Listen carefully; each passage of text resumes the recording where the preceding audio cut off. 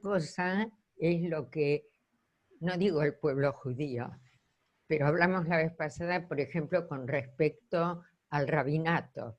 Es decir, si realmente todos tenemos con respecto a ellos la misma visión que ellos tienen de sí mismos.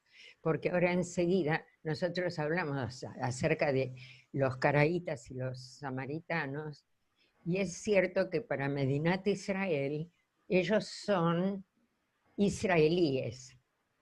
De ahí a que el rabinato los considere judíos, hay una leve distancia. Es leve, pero sigue siendo distancia.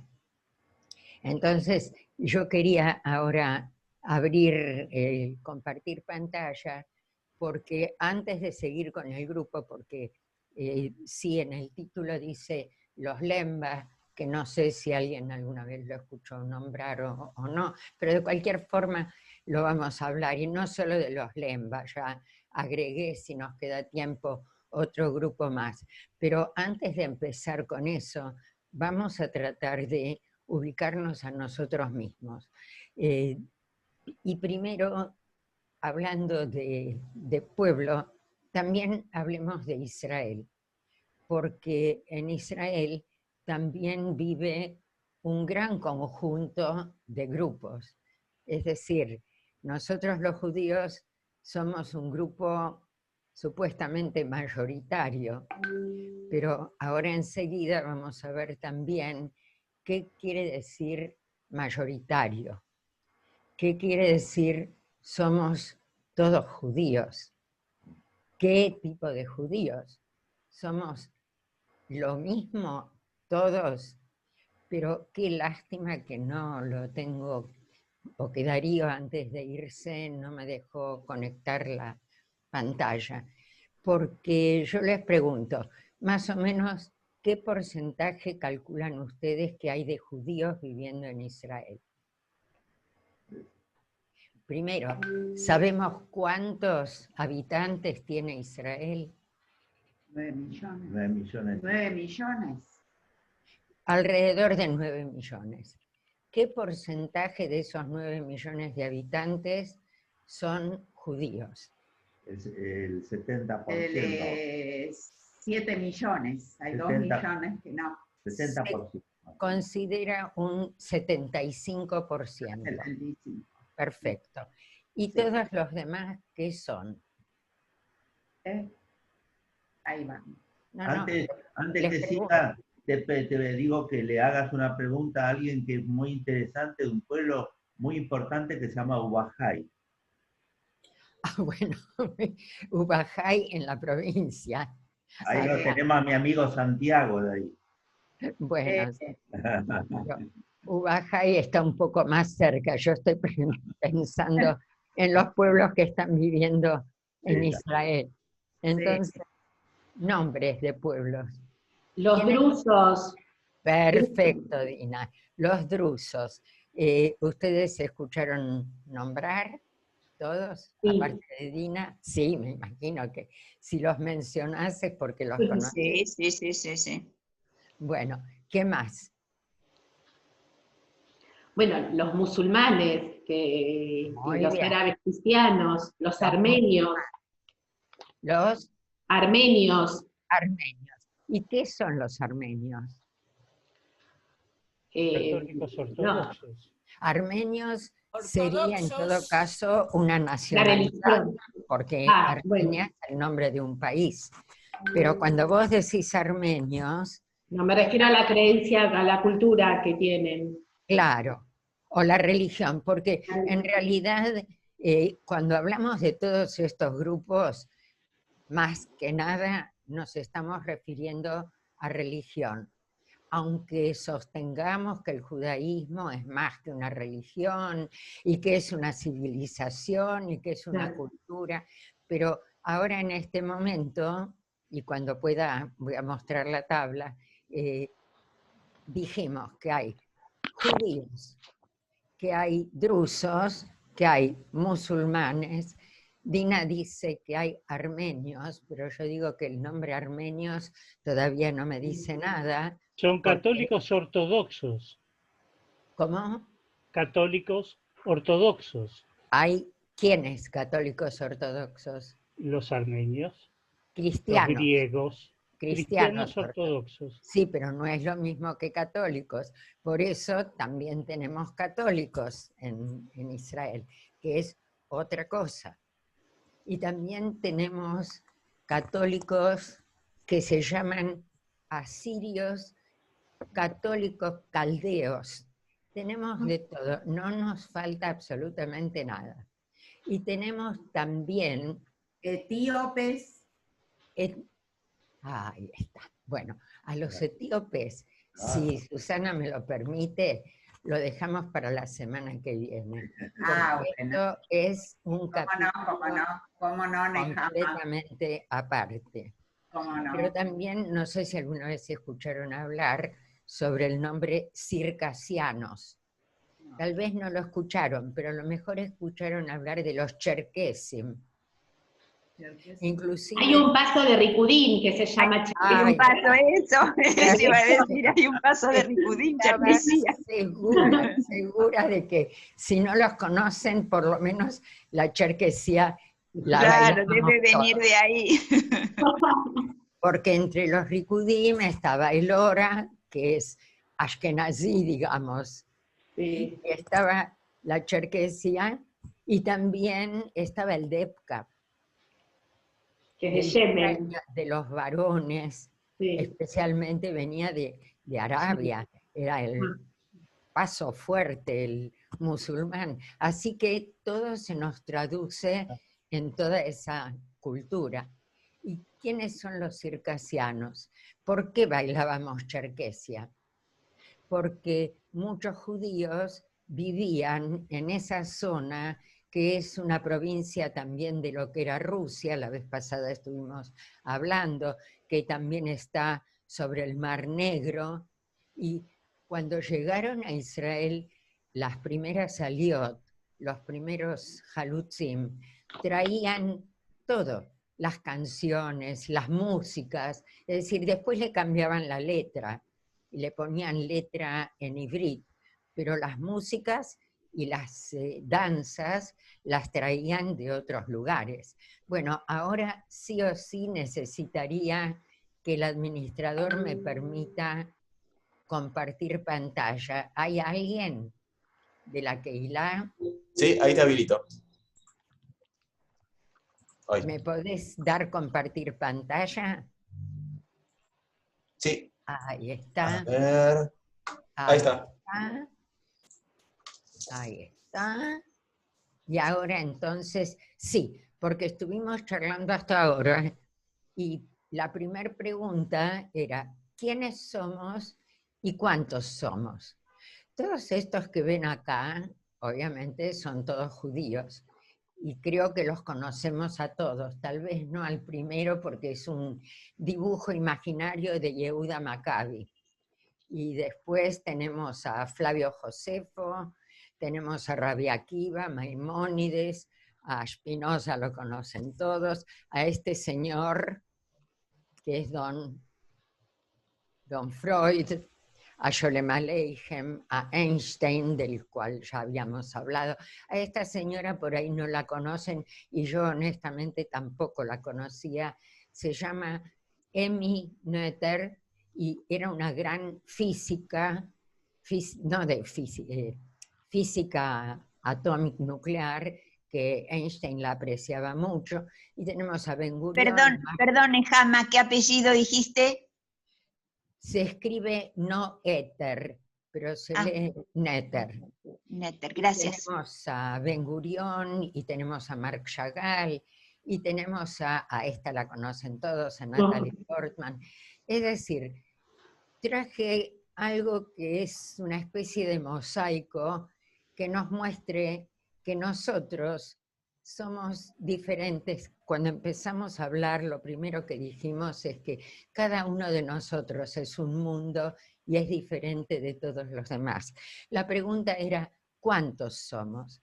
Entonces, traje esto, lo saqué de un cuadro de demografía israelí que dice que de los habitantes de Israel, casi el 75%, no voy a leer las cantidades porque la pueden leer solos, igual no nos vamos a acordar, que un 17% son musulmanes, que hay un 2% de cristianos, que hay un 1,5% de drusos. En todo caso, en algún momento vamos a hablar acerca de los drusos, porque ellos tienen una religión que es bastante, casi diría, secreta. No quieren hablar acerca de su religión. Y hay un 4,5% de gente que de boca para afuera dice que no adhieren a ninguna religión. Ahora, 75% de judíos. ¿Y qué somos? ¿Todos somos iguales, igualmente judíos de la misma manera? Primero, no se olviden, esto lo traigo y lo pasamos en 2 minutos, que de los países árabes, a partir de 1948, llegaron todos estos que emigraron a Israel. Es decir, cuando se declaró Medinat Israel, había unos 600.000 habitantes judíos viviendo allí, que es casualmente un número semejante a lo que decían los judíos que salieron de Egipto. Parece que es un número que se repite.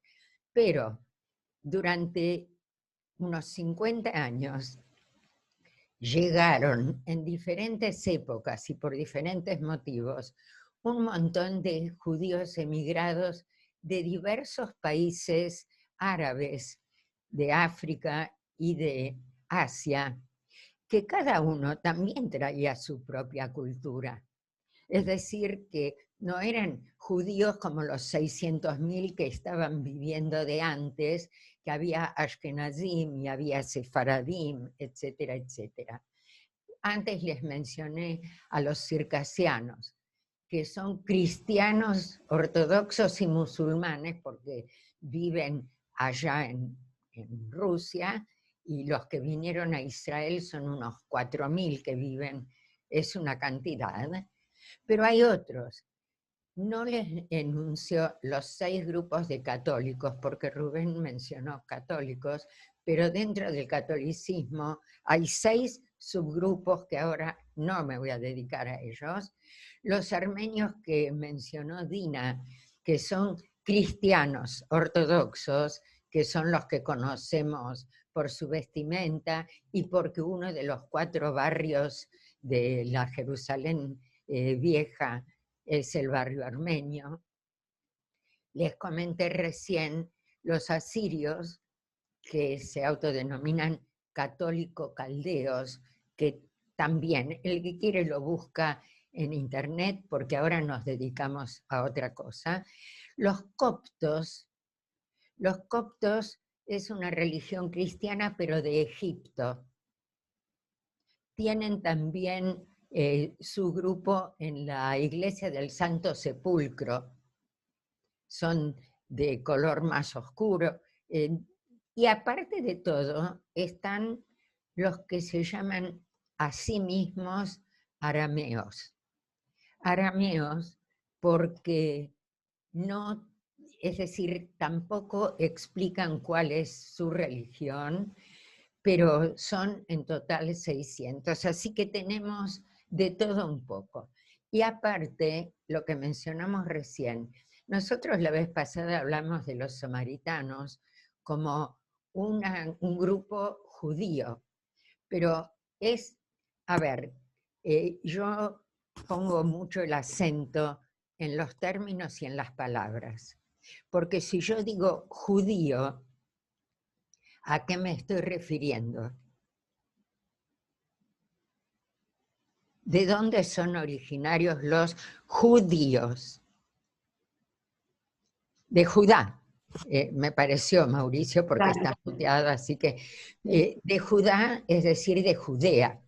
El reino de Israel se dividió en el norte y el sur, y los samaritanos eran del norte, así que ellos no se pueden autodefinir judíos, porque según ellos nunca, al contrario, estaban en contra de la gente que se llevó la religión hacia el sur y especialmente a Jerusalén. Y aparte de todo eso, tenemos a 5.000 israelitas africanos hebreos, que lo dejamos para otro momento. Ahora, tanto los samaritanos como, por ejemplo, los caraítas, está bien, los conocemos como parte de nuestro pueblo, pero hay una institución, esta que puse aquí abajo, el logo, que dice acá abajo, Amרכז הלאומי לזהות וגיור, es decir, el Centro Nacional por la Identidad y la Conversión. Claro, hay que ver quién lo dirige, en manos de quién está, y a qué se tendrían que convertir para ser aceptados por quién. Así que no entremos ahora en detalles.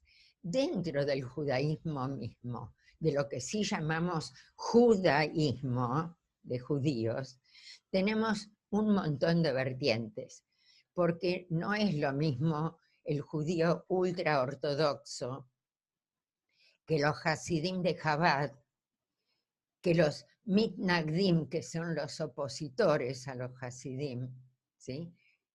Que el judaísmo ortodoxo, que no es lo mismo que ultraortodoxo. Así somos. Y tampoco es lo mismo el judaísmo conservador, o el judaísmo reformista, o el judaísmo caraíta, o el judaísmo humanista secular. Secular, ¿qué quiere decir? No Que no es religioso. religioso. No No religioso. es religioso. Entonces, ¿qué es el judaísmo? No es una religión.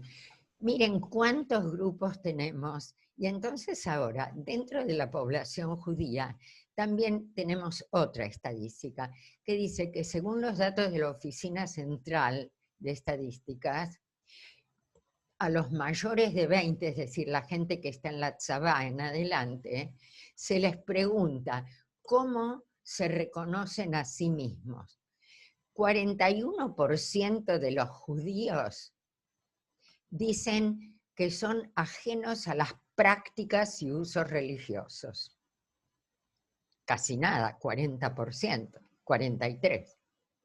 Después están 21% que dicen que son tradicionales, pero no religiosos. Después tenemos a los tradicionales religiosos, a los religiosos, y el 10% son ultraortodoxos. Así que definirnos, cada uno es un mundo. Pero esto lo leí y me gustó porque aunque no sea actual, es del 2007, fíjense, dice que nacieron ese año unos 110.000 niños judíos que nirbu, y que solo 18.000 eran de familias seculares. Es decir, que los otros 90 y pico de miles son de familias que son tradicionales o religiosas o ultraortodoxas. ¿Qué es lo que va a salir de aquí en adelante? Dios dirá y veremos. Ahora, hasta ahora estuvimos hablando de lo que pasa en Israel, pero también me gustó, ya que hicieron la pregunta, traer el tema de lo que pasa con los judíos en el mundo. Hay datos y censos hechos por el Congreso Judío Mundial. Yo no me fijo en lo que dice cualquiera, busco los datos. Según la Secretaria de Asuntos de la Diáspora, la población judía del mundo es 14.410.000, pero yo ahora les voy a traer los datos más correctos. Pero dice la ministra de Asuntos de la Diáspora que el 80% nuestro de los judíos de la diáspora no se sienten conectados al judaísmo. Eso tendríamos que pensarlo en cada colectividad, en cada país, etcétera, etcétera. ¿Cuánto de todo esto hay de cierto? Pero obviamente es una posición, una postura de alguien que está tratando de promover la aliyá, como diciendo, el único país donde uno puede asegurarse que, aunque no sea religioso, va a estar dentro del pueblo, es en Israel. Los datos que yo les traigo... Perdón, Jama, me parece mucho, ¿no es cierto? Un 80% que no esté conectado al judaísmo, me parece demasiado. Bueno, por eso te estoy diciendo, al contrario, gracias. Por eso yo misma acabo de decir que tomémoslo con pinzas, viendo por parte de quién llega. Pero, ¿sabés qué pasa? Que además nosotros vivimos en comunidad y tenemos una óptica, porque tenemos la óptica de nuestra comunidad, de nuestra familia, etc. Y hay países en el mundo donde tal vez sí se acerque a lo que ella opina. De cualquier modo, si ustedes quieren entrar por internet con estas 3 siglas, WJC, van a entrar en el Congreso Judío Mundial, y si buscan en el ítem comunidades, les va a aparecer este mapa.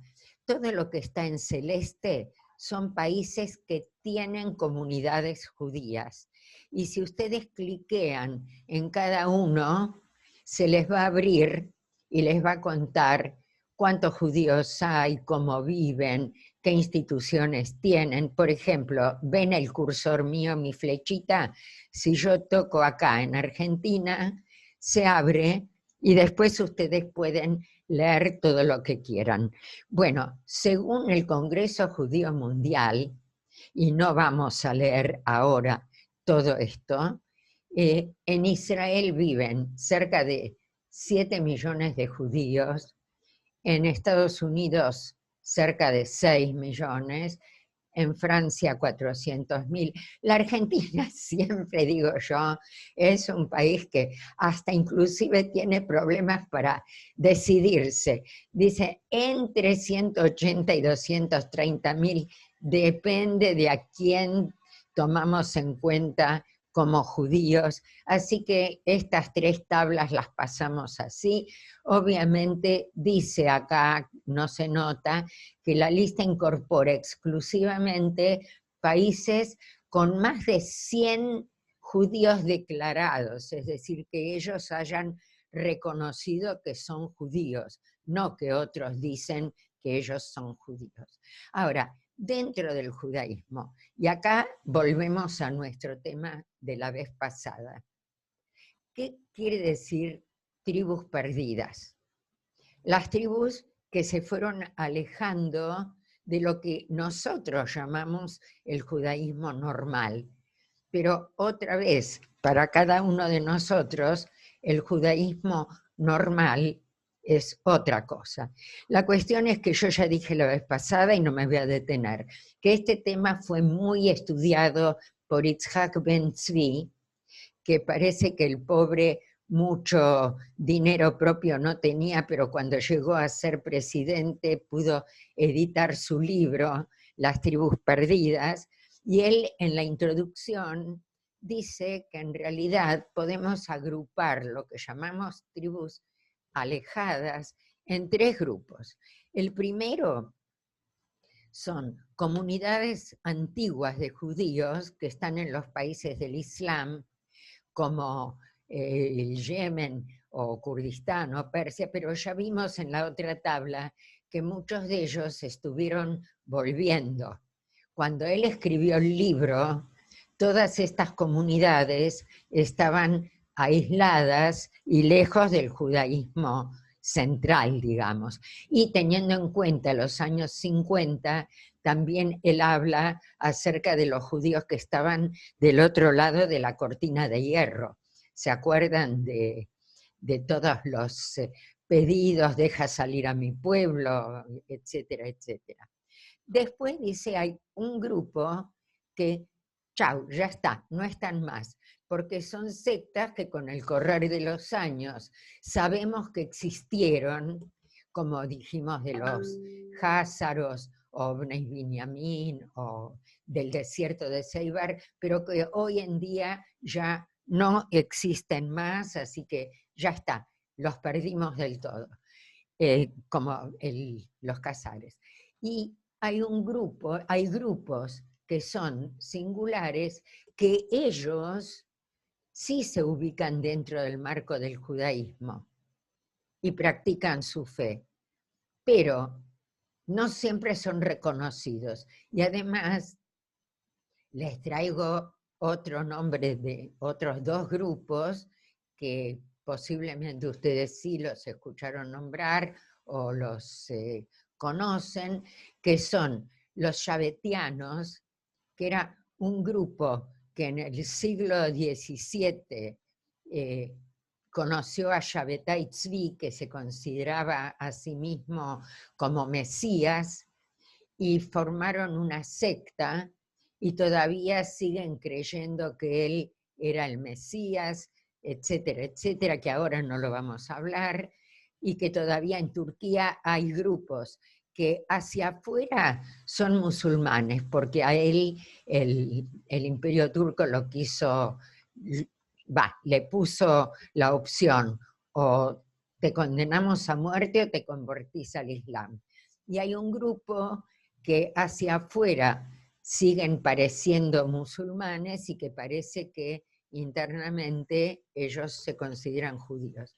Y un grupo que son los así llamados marranos del Mashhad, que es una ciudad en Irán, que parece que en 1850 o antes hubo un pogrom muy grave, y más o menos como lo que pasó en España, los obligaron a todos a convertirse al Islam. Entonces, los que se convirtieron son marranos, pero parece que últimamente empezaron a retornar al judaísmo después que surgió Medinat Israel. Pero no nos olvidemos que también muchos judíos de Persia en su momento llegaron a Israel. Y ahora sí vamos al tema nuestro. Y les voy a hacer una pregunta así. ¿Conocen el Sambatión? ¿Alguien escuchó alguna vez el Mainzel, el cuentito? ¿Quién? Yo no. ¿No? No. ¿Y a los Reuter Yiddelach, es decir, los judíos rojos? ¿Alguien los escuchó nombrar? No. No, entonces me dejan hablando sola. El Sambatión o Shabbatión es un río. Aparece en los primeros Midrashim, inclusive Rabbi Akiva lo nombra. Según una tradición, el río Sambatión es un río hacia el otro lado del cual el rey de Asiria, Shalmaneser V, cuando conquistó el reino del norte, los mandó al exilio. Es decir, las tribus de Israel que salieron al exilio, para que no vuelvan, las mandó más allá, al otro lado del río Sambatión. Ahora la pregunta es, ¿dónde queda ese río Sambatión? Allá en Efrague. Muy linda pregunta, y encima les voy a dar algunas opciones, porque son muchas. En realidad, el primero que habló como algo que realmente tiene datos históricos, era un señor, Eldad ben Mahli Dani. Dani es de la tribu de Dan. que en el siglo IX era un comerciante, viajero, muy culto, muy preparado, era filólogo, que la gente que conoce piensa que era originario del sur de Arabia. Pero ¿cómo se presentaba él? Una cosa es lo que los demás cuentan. Él se presentaba como ciudadano de un estado judío independiente en el este de África, habitado por personas que decían que eran descendientes de las tribus perdidas de Dan, Asher, Gad y Naftalí. Ya que Susana mencionó a los etíopes, ¿sí? Se cree que están o que estaban en esa zona. Como curioso, porque a mí enseguida me hacen clic las cosas, Dan y Naftalí y Gad y Asher eran 4 hijos de Jacob, pero no eran hijos ni de Raquel ni de Lea, sino de las 2 concubinas, de las 2 sirvientas de Rachel y Lea. Una cosa muy extraña. Y que él se considera descendiente, por eso él es de la tribu de Dan. Y este hombre también visitó un montón de países, y fíjense qué periplo: Babilonia, Kairouán, que es al norte de África, en Libia, Iberia, donde en todos los lugares donde iba contaba sobre las tribus perdidas. Pero este Mainzele, este cuentito, me lo van a tener que aguantar, porque quiero que escuchen cómo incluye a todas las tribus, menos la de Yehudá, porque la de Yehudá no se perdió, son los judíos. Dice, la historia de Eldad comienza con él dejando la tierra al otro lado del río de Cush. ¿Qué quiere decir al otro lado del río de Cush?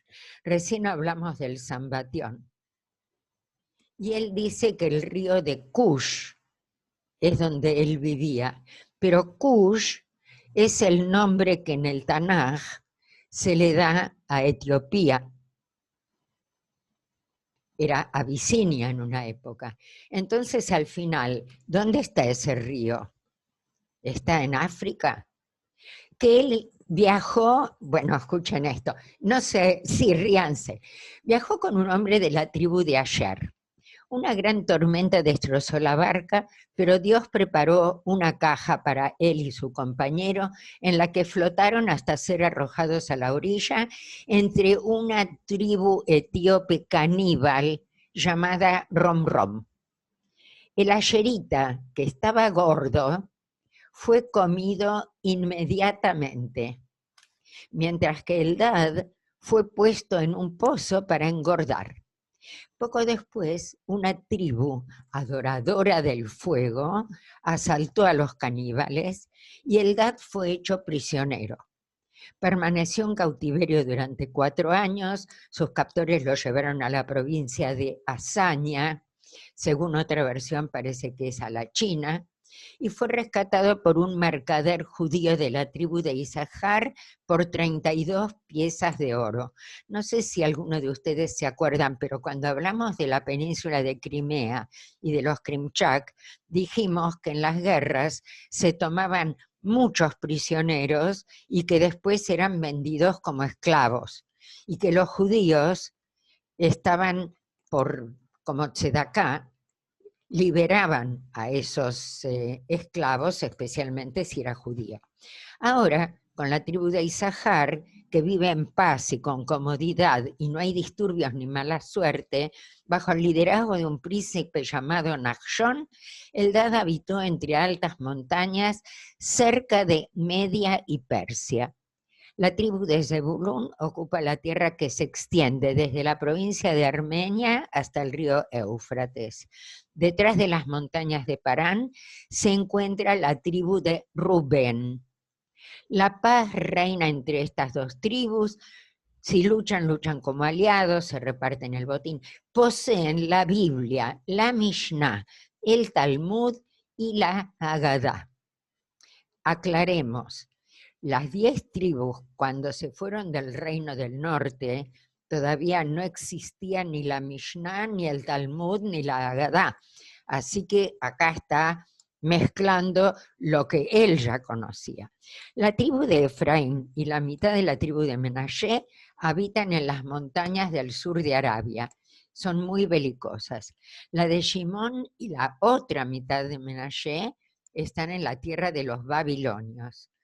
Bueno, y después dicen, afirma que la tribu de Shimón es la más numerosa, la de Dan emigró, las tribus de Naftalí, Gad y Asher se unieron a las de Dan más tarde, y termina diciendo que las 4 tribus llevan una vida nómade y están continuamente en guerra con los 5 reyes etíopes. ¿Qué cuadro tenemos acá? Tenemos un cuadro de las tribus que están dispersas, no están hablando de perdidas, están hablando de tribus dispersas por todo el mundo conocido en aquella época, que es el norte de Arabia, Europa, Asia, etc. Ahora, toda esta historia que él contó, acá abajo dice que autoridades talmúdicas como Rashi y el Rambam lo citan como una autoridad incuestionable. Es decir, se la creen, todo el cuentito. Pero hay por lo menos 2, Abraham ibn Mesra y Meir de Rothenburg, que no se la creen. Ahora, volvamos a África, porque nuestro tema de hoy tenía que ver con África. Él dice que lo llevaron a la tierra de Hazaña. Hazaña parece ser, como él la ubica, que está en Túnez o en Libia, en uno de los países del norte. Ahora, este mapa, ¿de qué se trata? Se trata de algo muy simple. Cuando nosotros en la escuela primaria empezábamos a estudiar un poco de historia, nos decían que la Argentina estuvo poblada, obviamente originalmente, por los pueblos originarios. ¿Sí? ¿Se acuerdan? Bueno, los africanos también dicen que tenían pueblos originarios.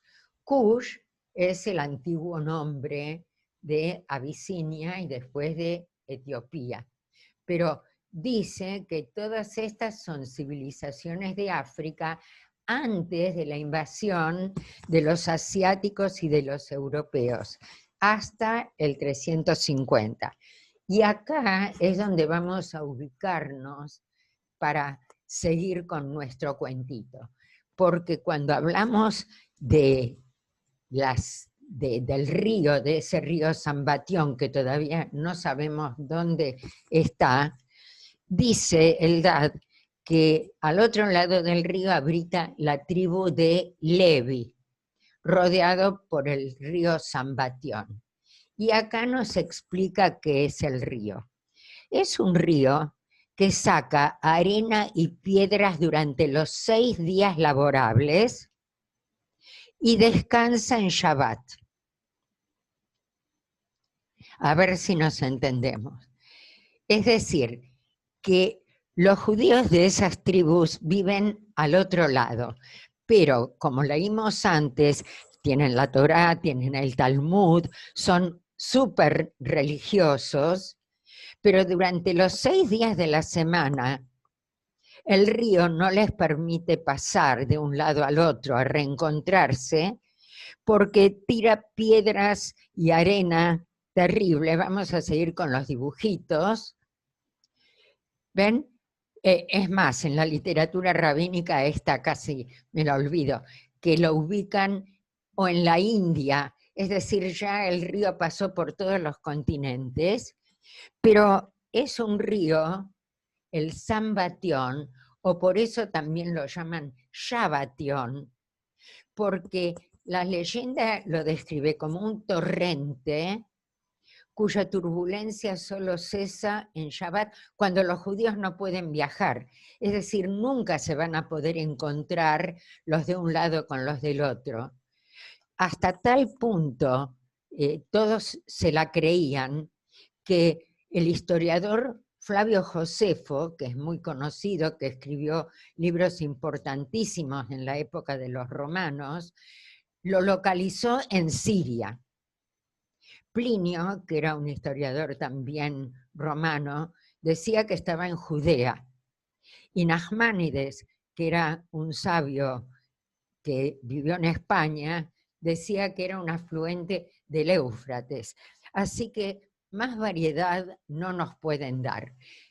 Dicen que del otro lado, y muchos confunden, y dicen que la gente que vivía eran los pashtun. Eso lo van a encontrar también en internet, pero absolutamente nada que ver. Eran pueblos que vivían en el centro de Asia o de África. Son como 40 millones y están muy dispersos. Pero escuchen este pedacito.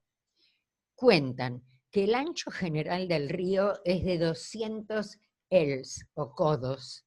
Un codo es la distancia desde el codo hasta la punta del dedo, vendría a ser medio metro.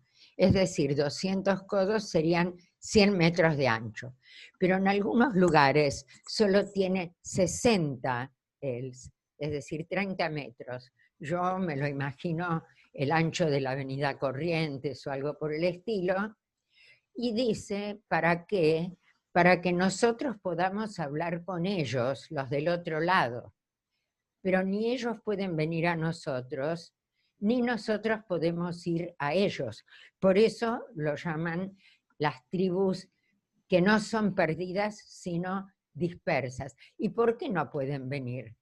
Porque son tan religiosos y cuidadosos que el único día que el río no tira piedras si no es peligroso es Shabbat, y en Shabbat no pueden viajar. Esto es un dibujo, un diseño que alguien hizo, así que resumiendo, y después veremos para qué lo cuento, que lo ubican en la India, en África o en China o en Japón y hasta en España, así que era difícil descubrir a las tribus perdidas. Pero alguien se ocupó de hacer mapas y la distribución de las tribus perdidas. Y ojo, esto no es la Atlántida, es la proyección de este país que enseguida vamos a ver y que tiene que ver con nuestro tema de hoy. Y este es también la proyección de Etiopía, que por ahí lo vemos la semana próxima.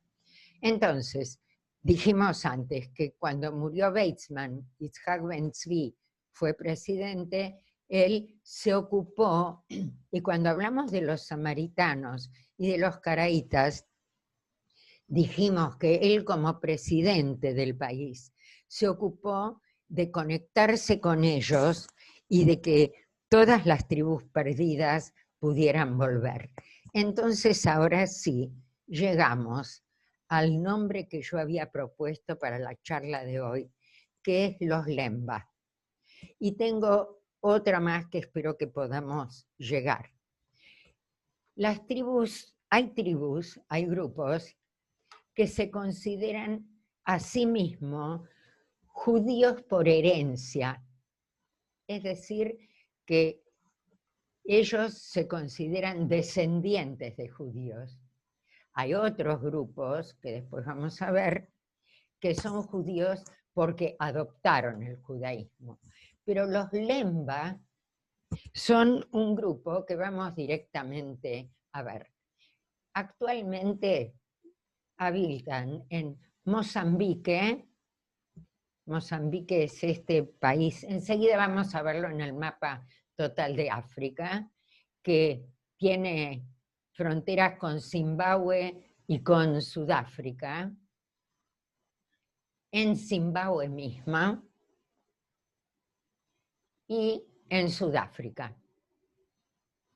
Y están dispersos, aunque están bastante controlados en algunos lugares donde ellos tienen templo, etc. Ahora, la tradición de ellos es una tradición migratoria. Es decir, ellos sugieren que su origen estaba en Medio Oriente, que pasaron por África del Norte. Según la historia, y enseguida lo vamos a ver en los mapitas, según la historia oral, ¿se acuerdan de la Torá oral? Pero cuando nosotros estudiamos Torá, la tenemos escrita, pero entre nosotros. Si yo le cuento a los nenes en el shule sobre Abraham, Yitzhak y Jacob, que era lo que nuestros antepasados estudiaban en el Heider, todo perfecto. Pero si eso mismo se lo queremos empezar a contar a adultos, vamos a ver cuánto de todos esos Mainzelech se lo creen.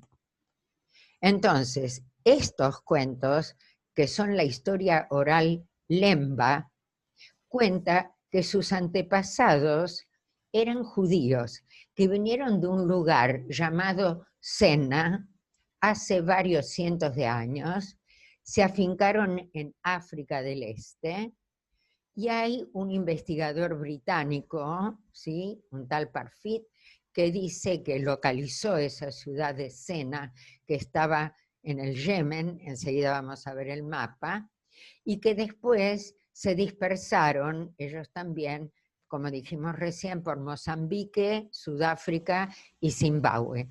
Y ellos se consideran descendientes de un tal Buba, quien habría llegado de Judea, aunque no hay constancia, es decir, no tenemos nada escrito de tal personaje.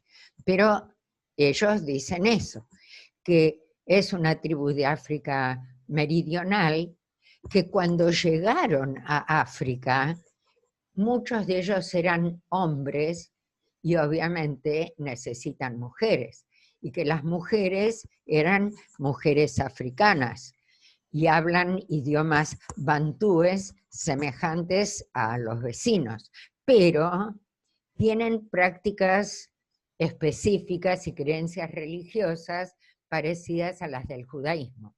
Son monoteístas, al dios lo llaman Nuwali, consideran un día por semana sagrado, se abstienen de comer cerdo, hipopótamo y otros elementos prohibidos en la Torá, y su forma de sacrificar animales se parece a la shchita de los judíos. Practican la circuncisión y se casan solamente entre ellos. Enseguida vamos a volver a esto. Ahora, la pregunta es, esa ciudad de la cual ellos dicen que vienen, Sena, ¿se logró ubicarla? Bueno, hay quienes dicen que sí, y hasta este señor escribió un libro que se llama Viaje a la ciudad desaparecida, y antes de ver los mapas, vamos a escuchar cómo alguien de los Lemba cuenta su Mainzele, y es una mujer, pero no es cualquier cosa. Es la primera mujer sudafricana negra que, aparte de estudiar medicina, también hace cuidados intensivos, es decir, terapia intensiva, unidad coronaria. Se graduó en Sudáfrica, pero completó los estudios en Estados Unidos. No vamos a leer el currículum. Actualmente trabaja como médica pediatra también, y soporte cardiovascular, y etcétera, etcétera. Y esta mujer se hizo especialmente una reunión que la organizó un miembro de la organización sionista de Johannesburg, es decir, de Sudáfrica, donde él la presenta y, claro, en la introducción él dice, pero hoy no está acá con nosotros para hablar sobre medicina, dice que es hija de un profesor, por eso pudo estudiar también, que es el presidente de la Sociedad Cultural Lemba, descendientes de Abraham, Isaac y Jacob, también conocidos como los judíos negros del sur de África. Y ahora escuchen bien, porque va a hablar ella. Primero vemos el mapa. Ven, acá está Israel, a orillas del mar Mediterráneo, ¿se ve? ¿Sí? Y hay una flecha. Perfecto. Se ve una flecha que llega, esta es la península arábiga, pero el Yemen es en el sur de la península arábiga. Y esto también lo quiero leer todo, porque es un máinzele como los máinzeles de la Torá. Dice, según lo dicho por mi padre, y el padre de su padre, y el padre de su padre, el padre del padre y muchos más antes que ellos, hace aproximadamente 2500 años, un grupo de judíos abandonó Judea y se estableció en Yemen. La tribu estaba dirigida por la casa de Buba y se nos dice que este movimiento fue para facilitar el comercio. En Yemen se establecieron en un lugar y construyeron una ciudad llamada Sena. Entonces fueron conocidos como Basena, es decir, la gente de Sena. Cuando las condiciones se fueron haciendo desfavorables, y ella dice, como ella no es historiadora, no puede dar detalles de por qué eran desfavorables, algo salió mal, pero digamos que ya no podían llamar hogar a Yemen, me encanta la forma en que habla.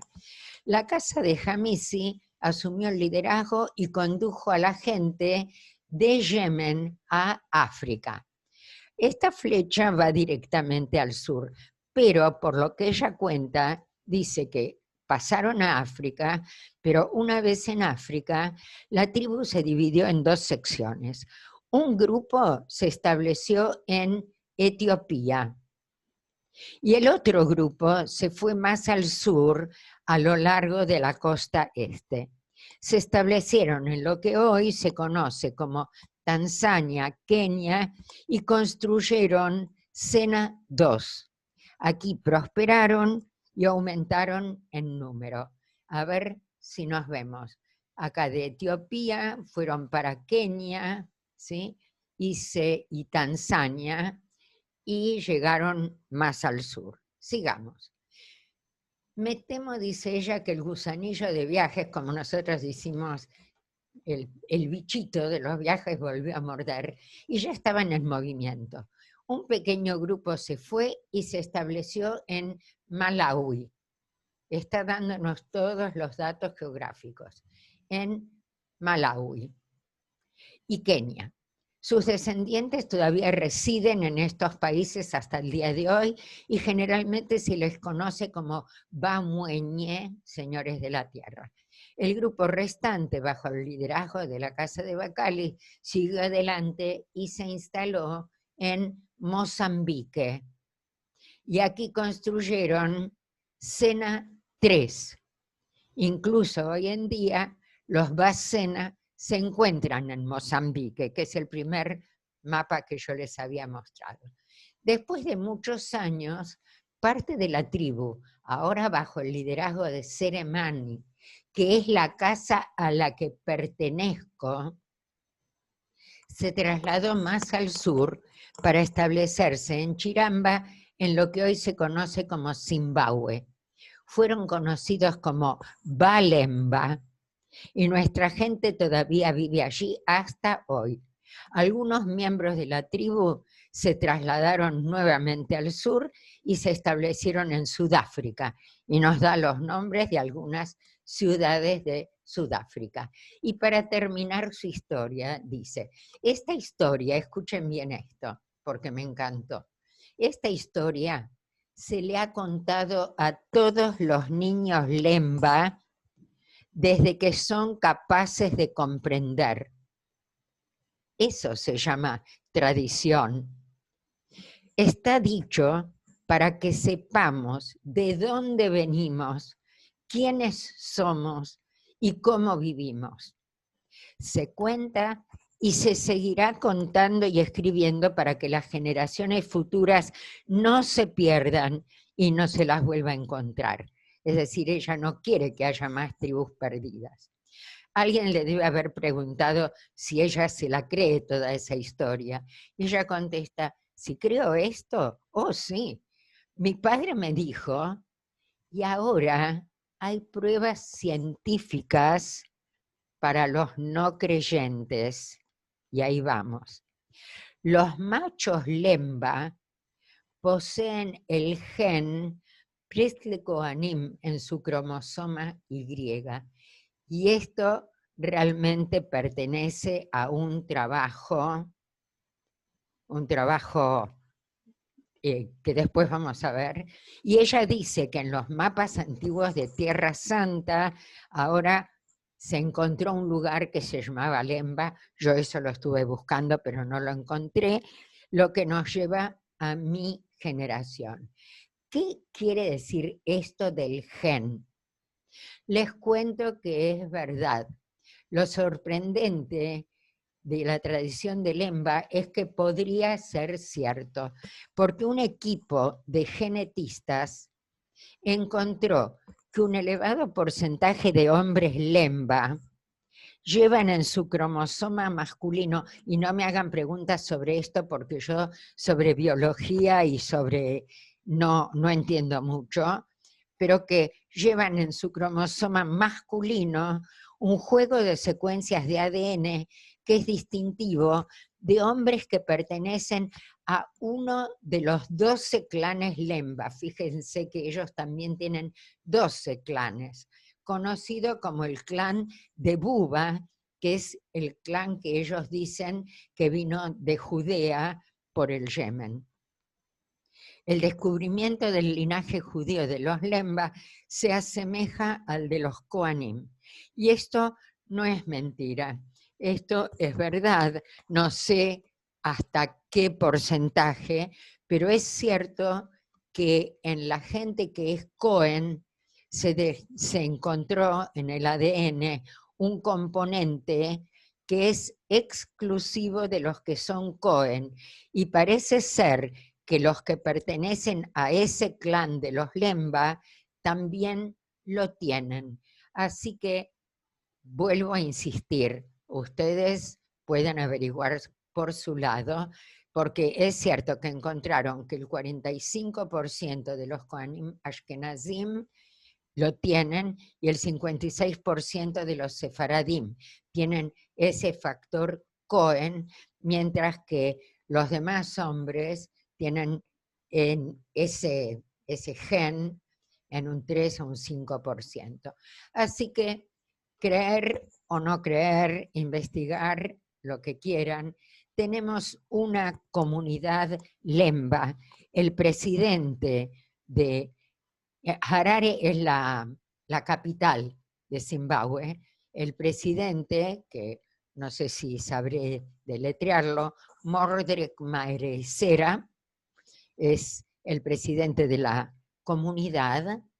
Fíjense, las mujeres tienen el shil.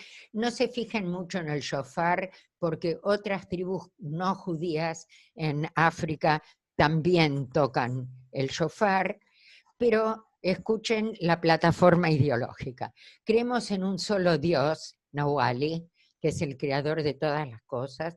Un día de la semana se considera santo. En este día alabamos a Nahuali y le agradecemos por cuidarlos, y enseñamos a nuestros hijos a honrar a sus madres y padres, que es uno de los 10 mandamientos. Circuncidamos a todos nuestros varones, y cuenta que se solía hacer en el hogar por ancianos elegidos.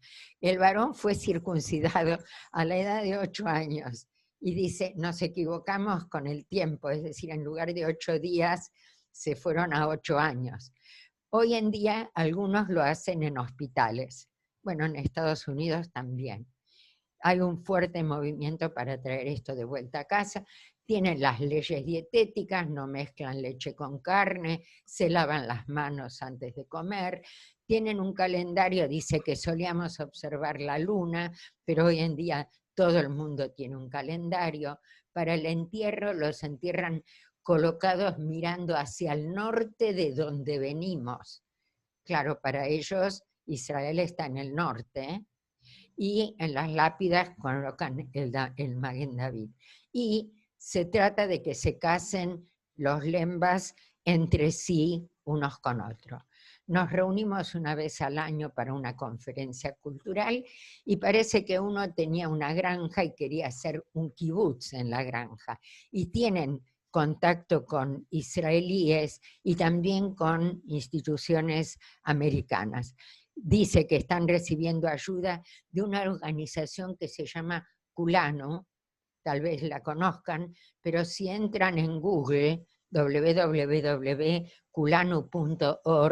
van a encontrar un montón de información sobre gente que trata de apoyar mucho a estas comunidades para que no se pierdan del todo. Y para cerrar con los lemba, su lenguaje sagrado de oración es una mezcla de hebreo y árabe.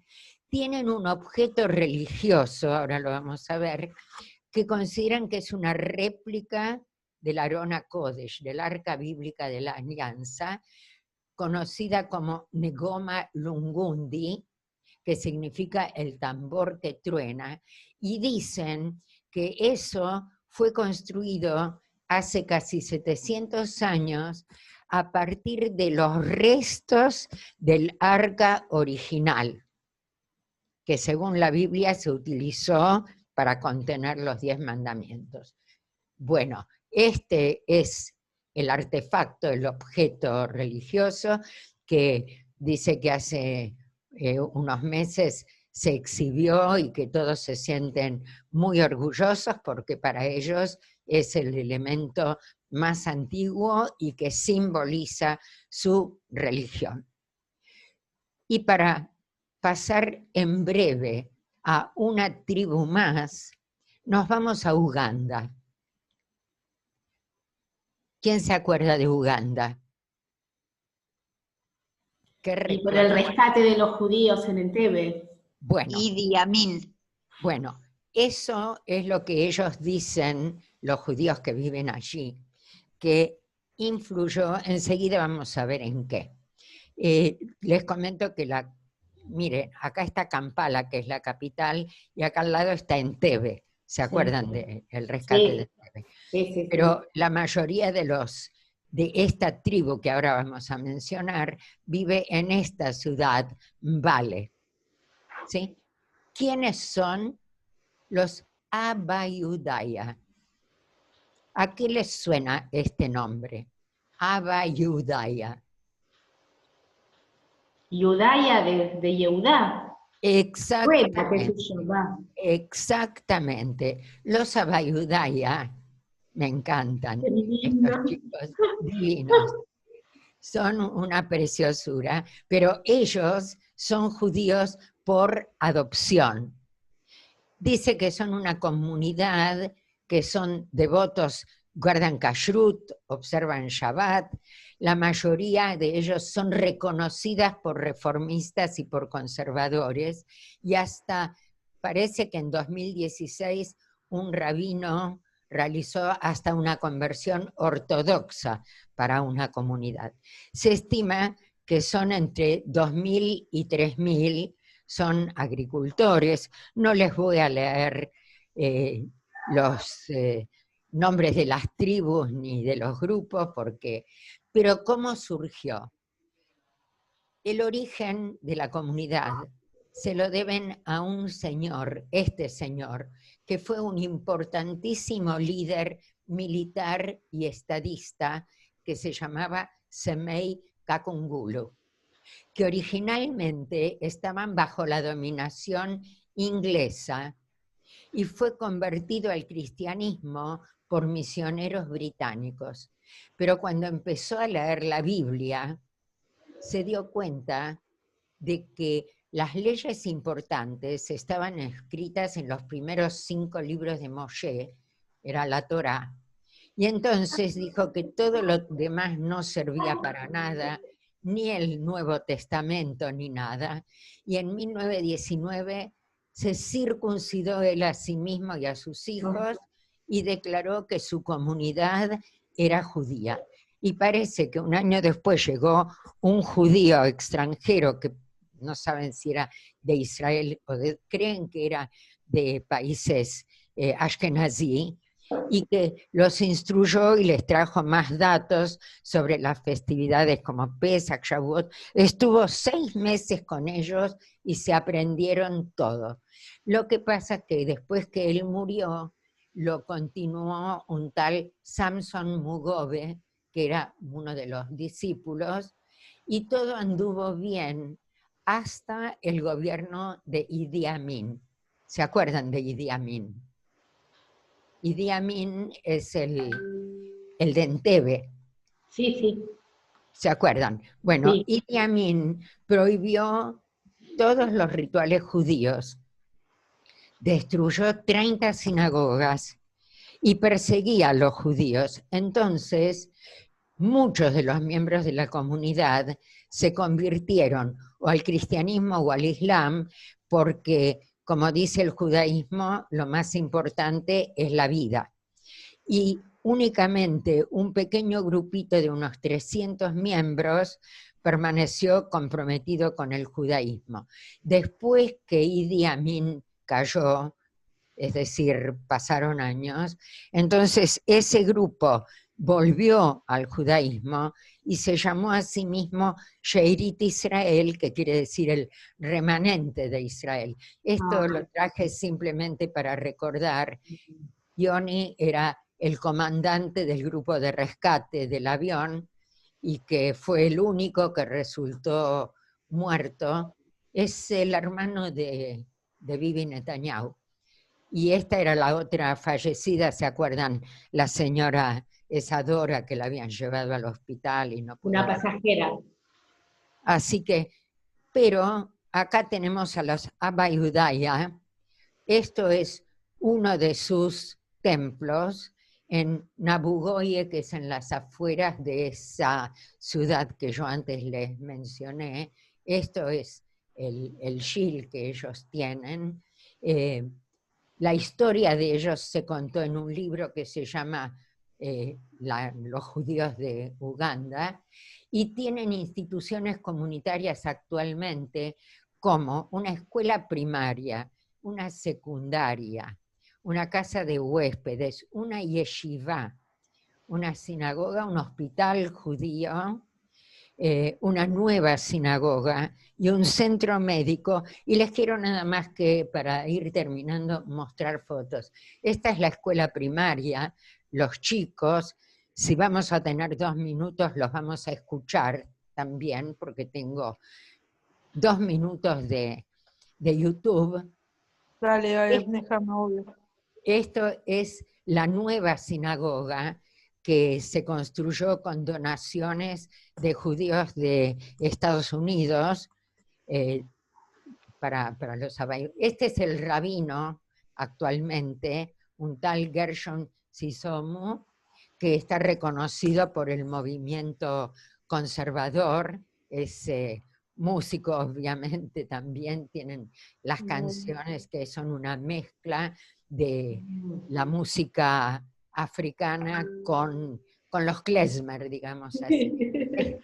Este es el centro médico que tienen, este es el Shil que tienen, dice que van a los servicios de Shabbat, que se quitan los zapatos antes de entrar, que creen que esta costumbre se practicaba en la Biblia, y que mantienen dieta kasher y sacrifican a sus animales, como dijimos antes. Y, a ver, yo quiero que escuchen, aunque sea un minutito de... Ah, espera, porque como el otro día tampoco había abierto... No, espera. No. Espera. No, espera que lo saco. Porque el otro día, ¿qué era lo que me faltaba hacer? Creo que tenía que abrir algo. A ver, cierro esto un segundo. Tenías que cerrar esta y compartir la otra, Neham. Sí, pero ¿cómo salía de esta? Ah, salía de pantalla compartida. Abro de vuelta y tenía que abrir ¿en cuál? en PowerPoint. A ver si me sale. A ver, ¿se ve ahora? O... Sí, se ve. se ve. A ver, entonces, vamos. Sí, pero la cuestión es si se ve lo de... ¿Se ve o no? Sí, se ve, se ve. ¿Se ve? Bueno. Escuchen un poquitito.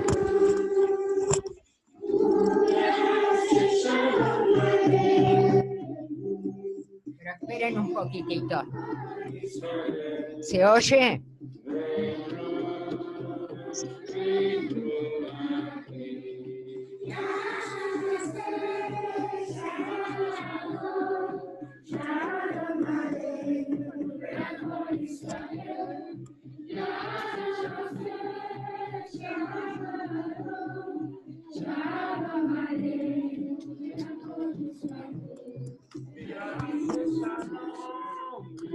Escuchen ahora.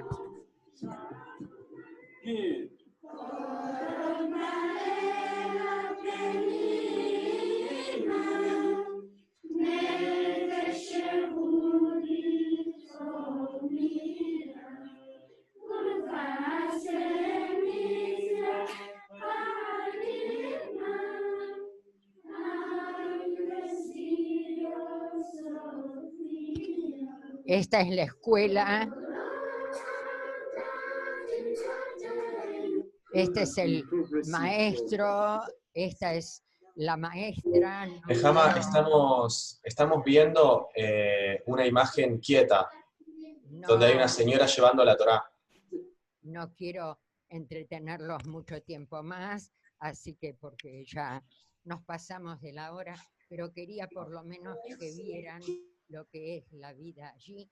Y les comento que se llevó a cabo un primer casamiento de ugandeses, pero la boda la hicieron en Israel porque les costaba mucho más trasladar todo el servicio a Uganda, porque el novio está estudiando en la yeshiva. Así que se trasladaron y lo festejaron en Israel, y estuvieron muchos miembros de la colonia. No se escucha nada. Habla más cerca del micrófono. Ahora sí. Ahora sí.